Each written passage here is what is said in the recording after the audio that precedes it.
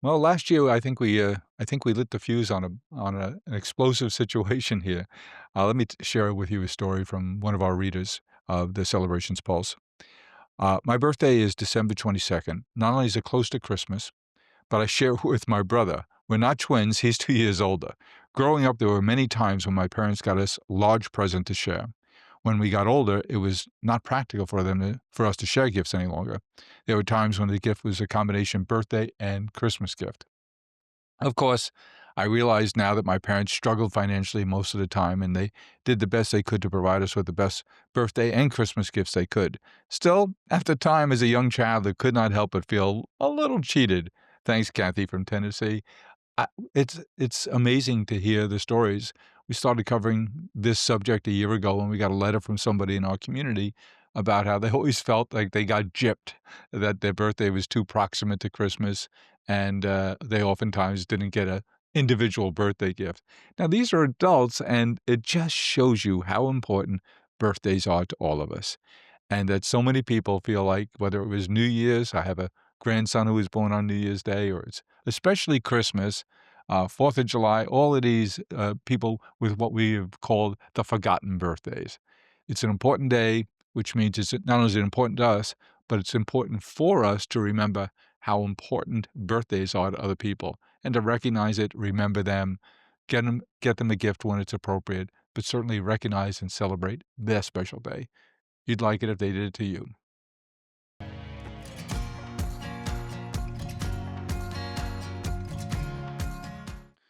On the subject of birthdays, I have a note here from Jack who says, my wife and I share the same birthday. I'm 3 years older, and it was also my parents' wedding anniversary, but that never overshadowed their celebrating my birthday.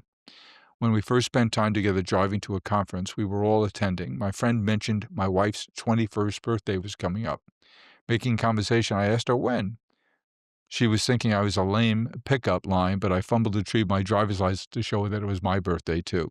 So, of course, I had to ask her for a drink to celebrate. Hardest thing was when our kids were young and we were teaching them how to celebrate other family members' birthdays. Who helps them make, buy, parents, or for whom? My son, I mentioned my birthday is July 28th, and my son, James, my second child, oldest son, is July 25th. So we have a ritual that just he and I, some proximate to one of those dates when we can arrange it, we go out one-on-one for a steak dinner together. And we've not done it every year, but we try to, and it's a fun thing to do together. It's our special ritual recognizing our end of July birthdays. So you see the rituals get passed down. A lame pickup line turned into a beginning of a long, wonderful relationship. And now they're thinking about how, with their young kids, they teach them how to celebrate other people's birthdays, how to be thoughtful, how to think about what kind of a gift to get. And when they're not buying a gift, how to make something that'll be memorable and commemorative of their special day.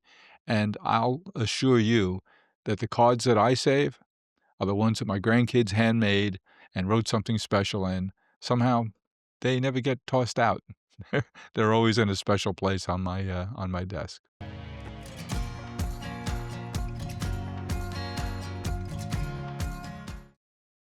I have a note here from one of our Celebrations Pulse readers about birthdays, only she has a different take on having a birthday that other people might feel was a forgotten date, but for her turns into a special date. So Mary Jo writes to me about her December 22nd birthday. She said growing up, she felt left out as a Christmas party, never felt left out as a Christmas party at school was typically on the 22nd. So she just assumed that the whole school was celebrating her birthday too. My parents always made sure the celebration with our family was held no matter what else was going on. There was a real challenge, however, when her grandmother passed away on December 22nd. She said, but her family still gathered quietly and respectfully and had some cake and some candles that evening because they didn't want to go without a celebration of her birthday, even though it was a very sad and tough day. In fact, about the only thing that disappointed me about my December birthday was the winter solstice was considered to be December 22nd. And here's how she puts a good light on everything, even though it's the shortest lighted day of the year. So she said, well, I thought I was cheated because I was born on the shortest day of the year. She realized there was a lot more nighttime, more time to celebrate. Here's a gal who knows how to put a good spin on things, a real optimist.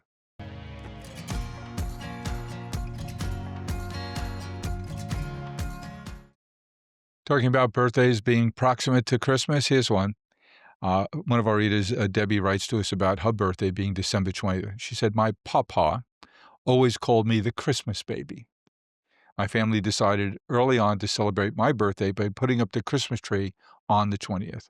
That evening, and we'd always celebrate with a birthday tree lighting party at the same time. There are always lots of family and friends there, and my mom cooked a great meal for everyone. Everyone helped decorate the tree, and I got a lot of beautiful ornaments as birthday gifts. This made for a lot of good memories down through the years. Putting up the tree and unpacking these ornaments, I always got to pick one Christmas present from under the tree to open for my birthday. It was years later that I realized not everyone got their birthday presents wrapped in Christmas paper. That's my Christmas birthday story. Thanks, Debbie. Well, my brother Chris celebrates his birthday on Little Christmas, January 6th, and it's easy to remember because it's the day of it's the feast of the Epiphany. It's a day you're officially required to take down your Christmas tree if it's still up. At least that was a ritual in our family. So Chris's birthday was always take down the Christmas tree and light the candles on the birthday cake. I think we've seen both people being disappointed by their proximity to a major holiday like Christmas and people who just embrace it.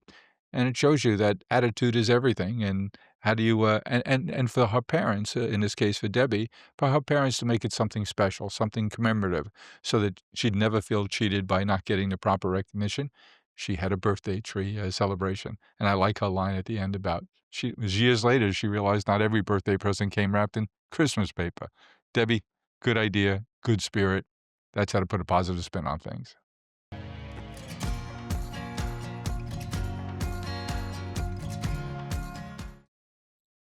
Here's someone who talks about proximate birthdays and the impact it can have on people. This one proximate to Christmas, but not so proximate.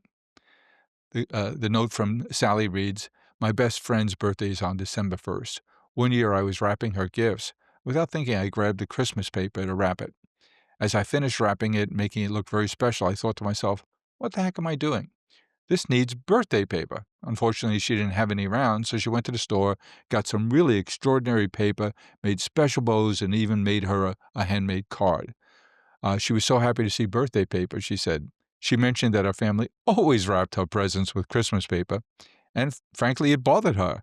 And I was so happy to hear that I made the effort and made sure she had a special day with birthday paper. I always plan something fun to do together, and we make a weekend of it. I take her shopping, I take her out for dinner, and we even have a girls' movie night. I think finding reasons to celebrate with friends, whether it's birthdays or making them special when they're proximate to major holidays, what it shows is thoughtfulness, caring, and that special connection. And as we all know, it's those little gestures that matter the most to tell people that you're thinking about them, that you care about them, and you went out of the way to make it something special. It doesn't have to be grand. It doesn't have to be expensive. It just has to be thoughtful. And if you're lacking for some thoughtful ideas, there's always ChatGPT to help you out.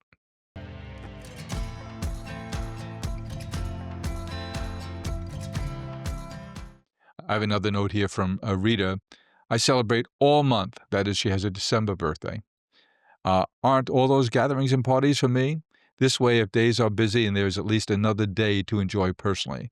After all, the Queen of England, she tells us, was able to celebrate on a convenient day, so why not her? Good attitude, Rita. Pick your day and celebrate it. I have a niece. Her name is Maggie, my sister Julie's daughter, and she has a December birthday. And she's makes sure that everyone in the family knows that it's her birthday and it's not Christmas, and she's not accepting one gift for it. So she does a countdown to Maggie's birthday, which begins on Thanksgiving. So she announces on Thanksgiving a reminder that her birthday is coming up, and she provides in a text chain and through her social media contacts the countdown to Maggie's birthday. Here's a gal who's got some spunk and some spirit and makes it a very special, fun thing. And by the way, she's got a wonderful group of friends, and they all go out of their way to make sure they remember Maggie's birthday and make sure it's special.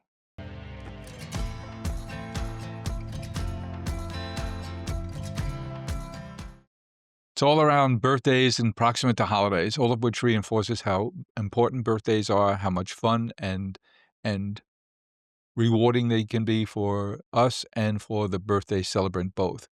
I have a note here from Susan. My birthday is December 26th. Nobody wants cake or more sweets on the day after Christmas. Well, I wouldn't say nobody. As a child, I absolutely was not happy with my birthday. Now, as an adult, I've discovered that Cracker Barrel will give you a free dessert if you come in on your birthday with proof of your birthday. So, Susan's turned lemons into lemonade by discovering that she can go to Cracker Barrel on her birthday and get a free dessert. That reminds me, Cindy tells us about a birthday celebration. She said, "My son celebrates two birthdays every year. And this is getting more and more popular, even among adults, by the way. The first true one being December 17th. He feels it's too proximate to Christmas. So he also celebrates his birthday, his half birthday, on June 17th, where he gets one nice gift and dinner and a dinner place of his choice. I think the half birthday idea is a good one. Now, I may have a little vested interest here in that 1-800-Flowers is a gifting company, and so the more birthdays, the better for us. But I think the half birthday idea is a cute one and can be fun. Make it a fun one in your family, because I'm guessing most people don't know when their half birthday is. But if you remembered it for them, I think they'd remember you.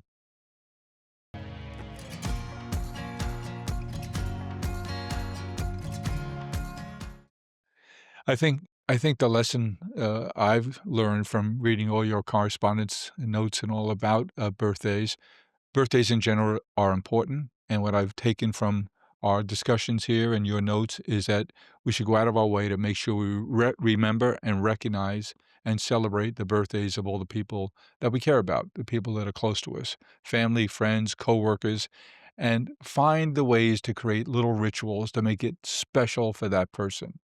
I once worked at a home for boys called St. John's Home for Boys, and it was just a wonderful group of people who worked there doing the good work. And I think fondly of birthdays there because there were about 20 of us or so who worked on the administrative side of things.